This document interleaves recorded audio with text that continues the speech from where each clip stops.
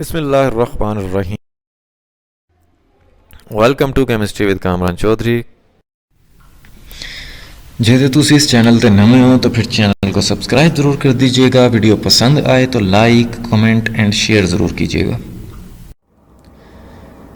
ਅੱਜ ਦਾ ਜਿਹੜਾ ਸਾਡਾ ਲੈक्चर हैगा वो है क्वेश्चन आंसर सीरीज़ में कार्बोनाइजेशन से रिलेटेड।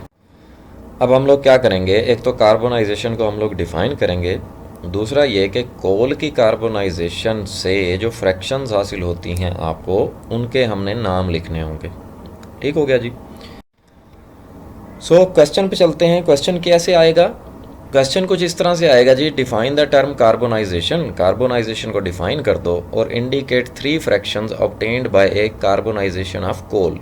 और जब आप कोल की कार्बोनाइजेशन करते हो उसके रिज़ल्ट में जो फ्रैक्शंस हासिल होती हैं उनमें से किसी भी 3 फ्रैक्शंस के आपने नाम लिखने हैं।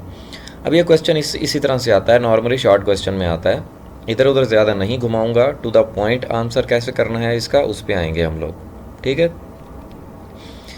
सो आंसर में सबसे पहले तो हम लोग कार्बोनाइजेशन को डिफ़ाइन करेंगे कि कार्बोनाइजेशन क्या होती है। Carbonization is the process of heating of coal.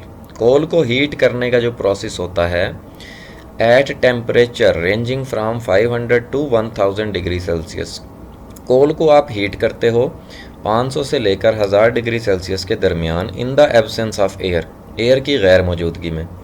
The process of heating coal in this manner is referred to as carbonisation, या आप इसको कोक मेकिंग भी बोलते हैं। ठीक है, दोबारा से देख लें। कोल बेसिकली कार्बन ही होता है। कोल को आप हीट करते हो 500 से 1000 डिग्री सेल्सियस के दरमियान किसी भी टेम्परेचर पे इन द एब्सेंस ऑफ एयर, तो इस प्रोसेस को हम लोग क्या बोलते हैं? कार्बोनाइजेशन बोलते हैं। और इसी को आप कोक मेकिंग का प्रोसेस भी कहते हैं। ठीक है जी। तो ये तुसी डिफाइन कर लिया कार्बोनाइजेशन नू। फिर सेकंड पार्ट में वो आपसे पूछ रहा है कि जी जब आप कोल की कार्बोनाइजेशन करते हैं, मीन्स के कोल को हीट करते हैं, तो कुछ फ्रैक्शंस हासिल होती हैं, उनमें से किसी भी 3 फ्रैक्शंस के आपने नाम लिखने हैं। तो वो भी हम लोग लिख लेते हैं कि जी fractions obtained by carbonization of coal. Coal की कार्बोनाइजेशन के रिज़ल्ट में जो फ्रैक्शंस हासिल होती हैं वो कौन कौन सी हैं? कोक, दूसरी फ्रैक्शन कोल तार, और तीसरी है कोल गैस। ठीक है। जब आप कोल की कार्बोनाइजेशन करते हो आपको क्या क्या चीज़ें मिलती हैं? कोक, कोल तार और कोल गैस मिलती है आपको। ठीक हो गया।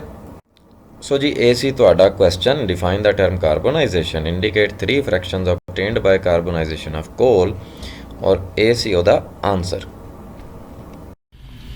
होपफुली लेक्चर आपको बहुत अच्छे से क्लियर हो गया होगा। फिर भी अगर आपका कोई क्वेश्चन है आप नीचे कमेंट सेक्शन में मुझसे पूछ सकते हैं। अगर आपको वीडियो पसंद आई है तो चैनल को सब्सक्राइब ज़रूर कर देना। वीडियो को लाइक और शेयर ज़रूर कर दिया करें अपने फ्रेंड सर्कल में, ताकि दूसरों का भी कुछ भला हो जाए। Thank you very much for watching this video.